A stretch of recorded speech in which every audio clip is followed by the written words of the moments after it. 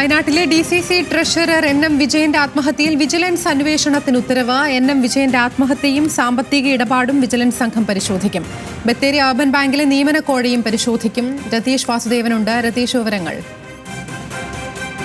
വളരെ പ്രധാനപ്പെട്ട ഒരു തീരുമാനമാണ് അന്വേഷണ സംഘത്തില് വയനാട്ടിലെ DCC ട്രഷറർ NM വിജയന്റെ ആത്മഹത്യയുമായി ബന്ധപ്പെട്ട് വിജിലൻസ് അന്വേഷണത്തിന് ഉത്തരവിട്ടിരിക്കുന്നു. സാമ്പത്തിക പ്രശ്നവും കോഴ ആരോപണവും ഒക്കെ ആയതുകൊണ്ട് തന്നെയാണ് അത്തരത്തിലുള്ള വിജിലൻസിന്റെ അന്വേഷണം നേരത്തെ തന്നെ പല ആളുകളും ആവശ്യപ്പെട്ടിരുന്നു ഇതിലെ ദുരൂഹത ഒഴിവാക്കാൻ.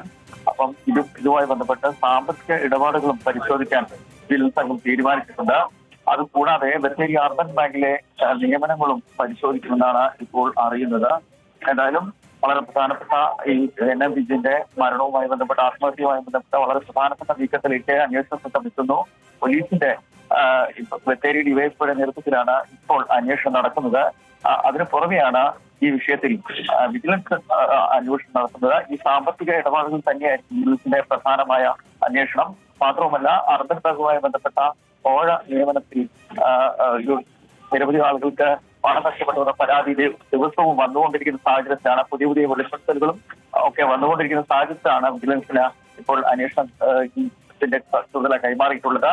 മാത്രമല്ല, ഈ നിലവിൽ 2 സാമ്പത്തിക പരാതികളാണ് ഇത് സംബന്ധിച്ച് ലഭിച്ചിട്ടുള്ളത്. ആ 2 സാമ്പത്തിക പരാതികളും ഡിവൈഎസ്പിയുടെ നേതൃത്വത്തിലുള്ള അന്വേഷണ സംഘത്തിന് വയനാട് കൈമാറി എന്ന വിവരം കൂടി നമുക്ക് ലഭിച്ചിട്ടുണ്ട്.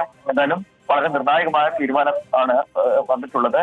അതുകൊണ്ട് തന്നെ വരും ദിവസങ്ങളിലെ ഈ അന്വേഷണ സംഘത്തിന്റെയും വിജിലൻസിന്റെയും ഉൾപ്പെടെ നീക്കങ്ങൾ വളരെ പ്രധാനപ്പെട്ടതായിരിക്കും. വിജിലൻസിന് ഈ വിഷയവുമായി ബന്ധപ്പെട്ട NM വിജയന്റെ ആത്മഹത്യയുമായി ബന്ധപ്പെട്ട വിവാദങ്ങൾക്കിടയ്ക്ക് ഈ വിഷയത്തിൽ അന്വേഷണം നടത്താൻ വിജിലൻസിന് കൈമാറിയിരിക്കുന്നത് വളരെ പ്രധാനപ്പെട്ട ഇപ്പോൾ നൽകാവുന്ന വിവരം. ആതിര. ശരി, രതീഷ് വാസുദേവനാണ് വിശദാംശങ്ങൾ നൽകിയത് വയനാട്ടിൽ നിന്ന്.